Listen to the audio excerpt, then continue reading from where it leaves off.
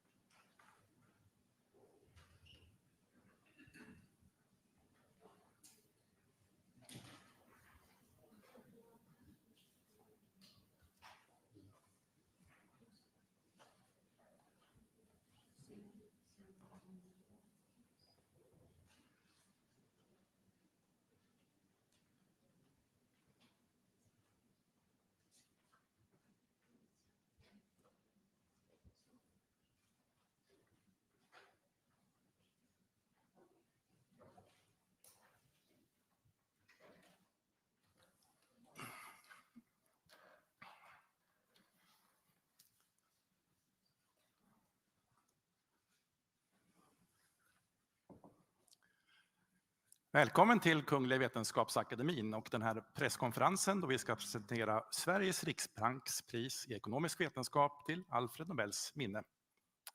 Welcome to this press conference when we will present the Royal Swedish Academy of Sciences Prize, Sveriges riksbanks prize in economic sciences in memory of Alfred Nobel.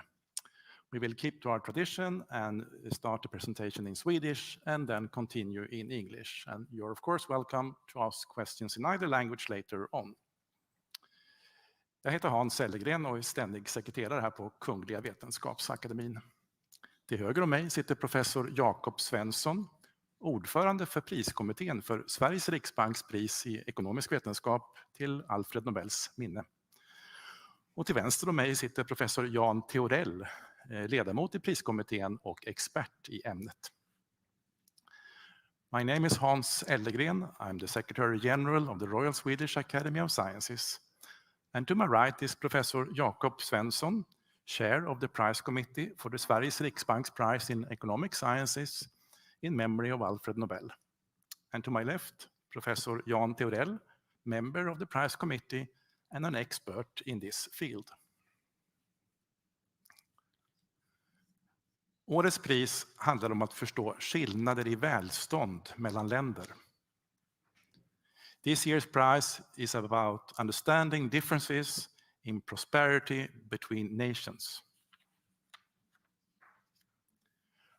Kungliga Vetenskapsakademin har idag beslutat att utdela Sveriges riksbanks pris i ekonomisk vetenskap till Alfred Nobels minne för 2024 till Daron Acemoglu, MIT, Cambridge, USA, Simon Johnson, MIT, Cambridge, USA och James Robinson, University of Chicago, USA, för studier av hur institutioner formas och påverkar välstånd.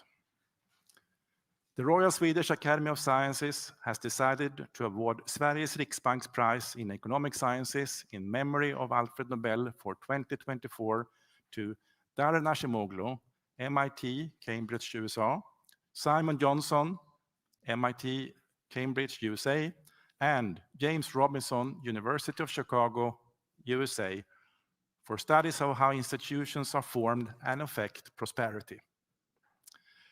Professor Jakob Svensson will now give us a short summary. Please, Jakob. Thank you. Global inequality is largely driven by differences in average income across countries. But why are some countries poor while others prosper? And why are the gaps between poor and rich nations so persistent? These are not new questions, but they are among the most urgent in the social sciences. And addressing them is extremely challenging. This year's laureates have pioneered new approaches, both empirical and theoretical, that have significantly advanced our understanding of global inequality. On the empirical side, their work has greatly enhanced the study of the causal effects of institution on prosperity. In so doing, they have identified the historical roots of the weak institutional environments that characterize many low-income countries today.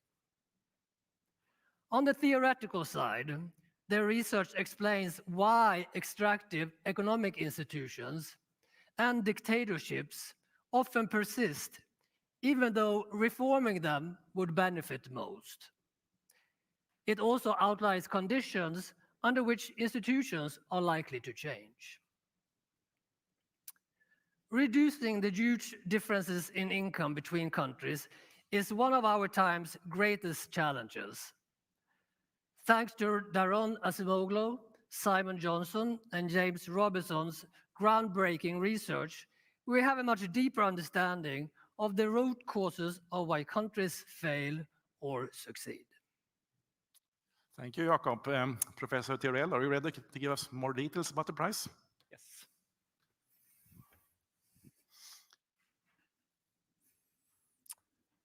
Thank you very much.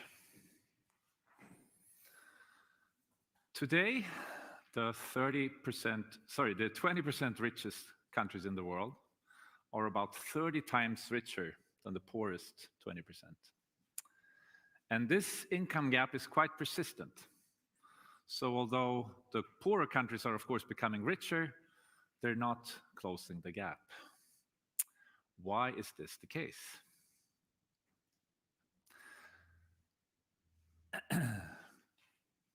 Backwards. Sorry. Acemoglu, Johnson, and Robinson have shown that a large part of this income gap is due to differences in economic and political institutions in a society.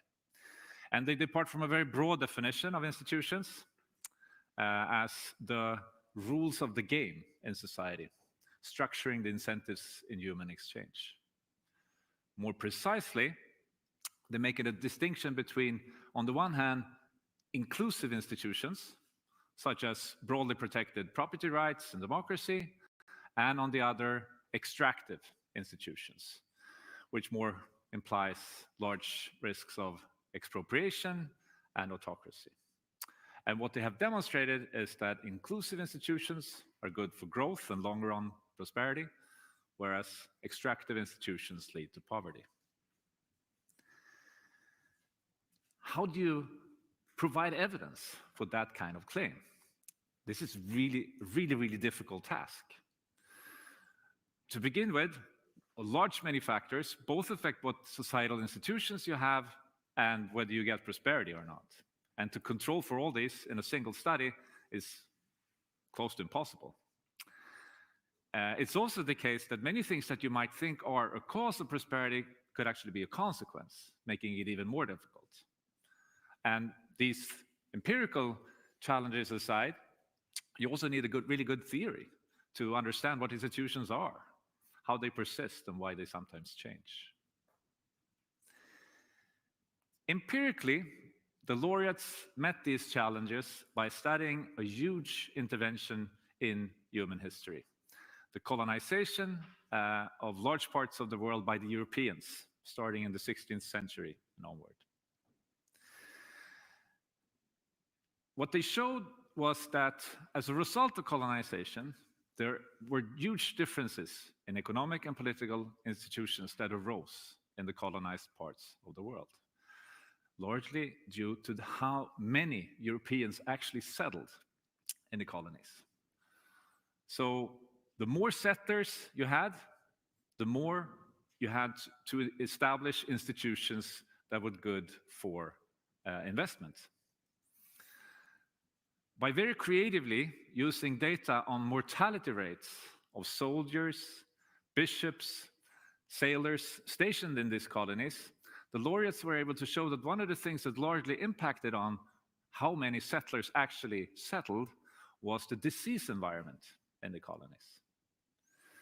So the lower settler mortality, the more Europeans actually settled, and the more inclusive institutions they established for the benefit of the settlers. But the more deadlier diseases there were in the colonies, such as malaria or yellow fever, the fewer Europeans actually settled. And that meant that the Europeans either took over or established extractive institutions for the benefit of a narrow elite at the expense of the wider population. And this led then to this long-run effect on prosperity. Another thing the laureates showed was that as a result of colonization, there was a reversal of fortune. And this graph illustrates this reversal. So what you have here on the x-axis is a measure of prosperity before colonization in the year of 1500. It's urbanization rate. And on the y-axis, you have a measure of the same around the time when they did this study, that is the mid-1990s, GDP per capita. And what you can see here is that countries that were richer before colonization, to the right here, have now become relatively poorer, whereas countries that were poorer at the time of colonization have now become relatively richer. And this, again, is in large part due to the inclusive institutions that the settlers established in these then formerly poorer countries. But taking a step back, in order to understand this, the laureates not only had to make an empirical contribution, but also a theoretical one. Because if you think about it, and if you rule over a poor country, why don't you just take the institutions that you know are good for growth? Growth would be best for everyone. Why don't you just introduce these inclusive institutions instead of the extractive ones? To answer this question, the laureates developed a series of game theoretical models. And these models center around the conflict between the rich elite, ruling elite, and the poorer masses, and a problem of credibility between those two groups. So to simplify things, the elite, here represented by the king in his tower, could, for example, promise economic reforms. They could promise more protected property rights for the people. But this promise is not credible as long as the king or the elite remains in power. That is, as long as they don't change the political institutions. Because as long as they don't do that, the poor knows that the rich could just steal back from them whatever assets they have accumulated in the future. So this promise or the economic reforms are not credible, and this also means that with countries with extractive institutions get trapped in a situation with the rich elite and the poorer masses. And this is called the commitment problem in this literature. This commitment problem, interestingly, is also part of the explanation for why institutions sometimes do change. One of the things that ordinary people have, also in non-democratic settings, although they lack formal political power, is the power to mobilize. So what the ordinary people can do is threaten with a revolution. This could, but does not have to be violent. Under such a threat, the elites in these countries face a difficult dilemma. They would like to cling on to power, so the king in his tower there, he would again start promising economic reforms to make peace with the people. But these promises are not credible. Because again, the people know that as soon as the situation calms down, the elites can just swiftly turn back to the old system. So under this situation, the only option for the elite could actually be to hand over power, introduce democracy, here represented by the king handing over the crown to the ordinary people. So to sum up, Acemoglu, Johnson, and Robinson have both made an empirical and a theoretical contribution that has hugely impacted on later research in these fields. On the theoretical side, they have given us much better understanding for how institutions are formed, that is, how they, why they persist, and under what circumstances they sometimes change. And on the empirical side, they have shown this huge impact of institutions on prosperity. And although they don't provide any simple recipes or have any concrete policy proposals, this of course also has huge societal impact. To just mention one, their insights show us that work on promoting democracy, more inclusive institutions, is an important way forward for promoting economic development and closing the world income gap. Thank you. Thank you, Professor Theorell. I believe we might have Professor Daron Acemoglu online here. Are you with us, Professor Acemoglu? Yes, I am. Thank you. Yeah, good morning, and please accept our warmest congratulations. Thank you. I am delighted. It's just a real shock and amazing news. Thank you. Yeah, so you feel okay right now? I am completely fine, yes. Yeah. Here at the press conference, I believe we have many interested journalists, both from Sweden and from the international press. Would you be ready to take some questions from them? Of course, I would be delighted. Okay. Who would like to start? Yes, please. Hello, this is Bogomir Radajewski from the Polish television. Congratulations, Professor. Thank you. What I'm wondering and what I wanted to ask, because you know, at first glance, you could see the results of your work and your research as a simple recommendation that democracy means economic growth. Is it really that simple? And how, in that regard, would you explain countries like China, who are not democracies, yet they have experienced tremendous economic growth in the past decades? Thank you. Thank you very much. Yes, I think broadly speaking, the work that we have done favors democracy. And in follow-up work that I have done with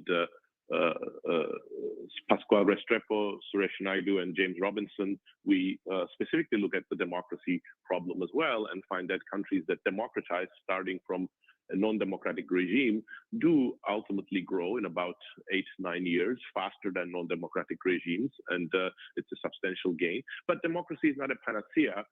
Introducing democracy is very hard. When you introduce elections, that sometimes creates conflict, and in particular, in already polarized societies, elections can lead to short-lived outcomes that are sometimes not democratic in nature, in the sense that one party gains power and in an authoritarian way implements things. And there are pathways via which non-democratic countries can actually grow. It's something that James Robinson and I have emphasized a lot in our book, Why Nations Fail, what we call extractive growth. Countries can put resources, rapidly mobilize resources for their existing sectors, existing firms, and that can lead to a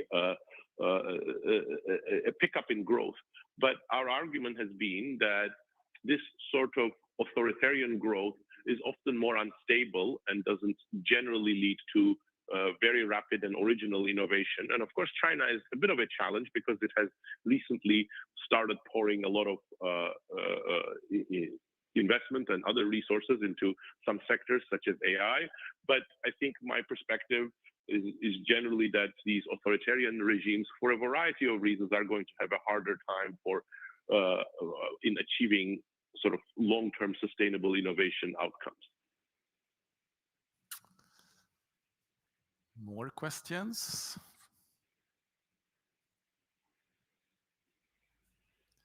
Maybe I can ask a question. What was your personal reaction when we reached you on phone? Oh, well, surprise and shock. But, you know, this is a real good coincidence in the sense that I'm in Athens right now, so it's not 5 o'clock in the morning for me. It's 1 hour ahead of your time. So it was easier to absorb than it might have been if I was in my usual place. Yeah. So you are in Athens now? Yes, and I am in Athens, Greece, correct. Yeah. Yes, please.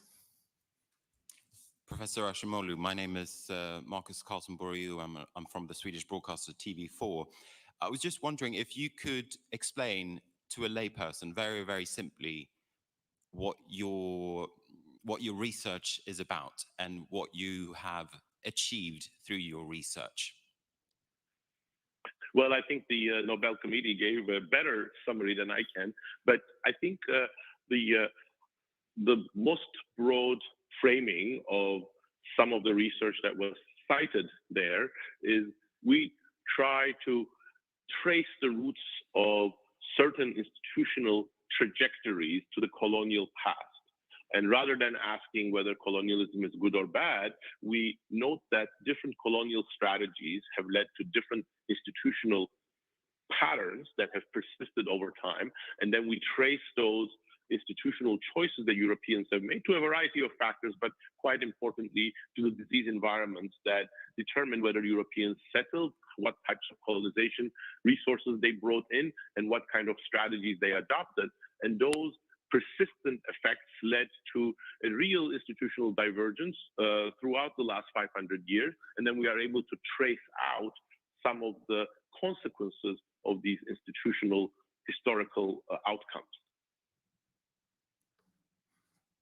Yeah. Thanks very much for that. It's Marcus Carlson-Boriu again. I'm just wondering, your name has been in the mix quite a lot throughout recent years when it comes to the economics prize.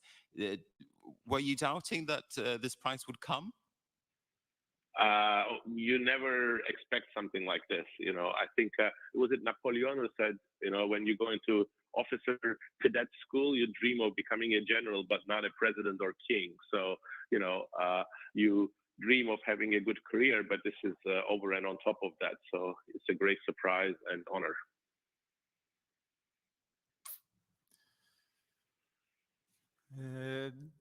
Okay, this seems to be the last question from the press for you, Professor Acemoglu. Thank you. Oh, or was there one more? Yeah, sorry, one more, please. Of course. I think it was actually there in the back. Thank you. Congratulations, Professor. Paul Rees from Al Jazeera Thank you. English. Could you just sort of clarify again, in terms of a before and after state, why colonialism is such a good test for this? Well, I think it's not that there is anything in the nature of colonialism that makes it sort of a good test. But what colonialism did was it transformed the institutions, the organization of many societies around the world, starting sometime around 1500. And these were both different outcomes within the colonial world. And because they were so deeply affecting the organization of these societies, they had very persistent effects. So in some sense, to us, colonialism is interesting in and of itself. It's one of the most significant things, but it was also a natural experiment that divided the world into very different institutional trajectories. Was it some more there? Yeah, please.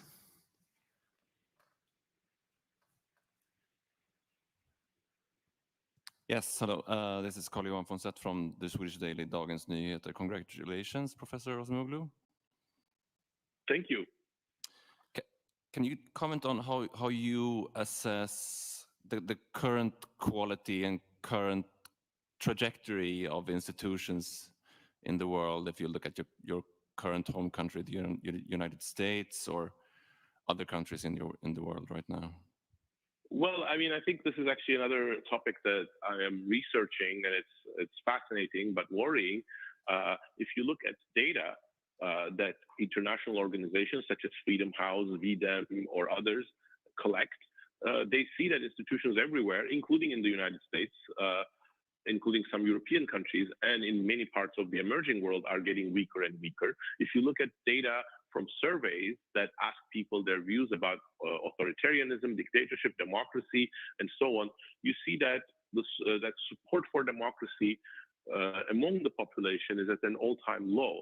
So that suggests that despite the potential for democracy to spearhead rapid growth and consensus around difficult choices, we are not probably achieving that full potential. And in fact, my evidence also suggests that democracies particularly underperform when the population thinks that they underdeliver. They don't rise up to their promises in terms of providing good governance, control corruption, limit inequality, create shared poverty, shared prosperity, and so on. So I think this is a time when democracies are going through a rough patch, and it is in some sense quite crucial that they reclaim the high ground of better governance, cleaner governance, and delivering sort of the promise of democracy to a broad range of people. Thank you. No, I don't see any more questions. Again, thank you very much, Professor Acemoglu, and again, our warmest congratulations. We look forward to see you here in Stockholm in December for the Nobel Prize ceremony. Thank you very much. I am looking forward to that as well. Thank you. Yeah. Bye-bye. Bye-bye. Okay, so let's move on. If there are questions about the prize in economic sciences or the research involved to the committee, and again, you can ask questions in Swedish or in English. Please.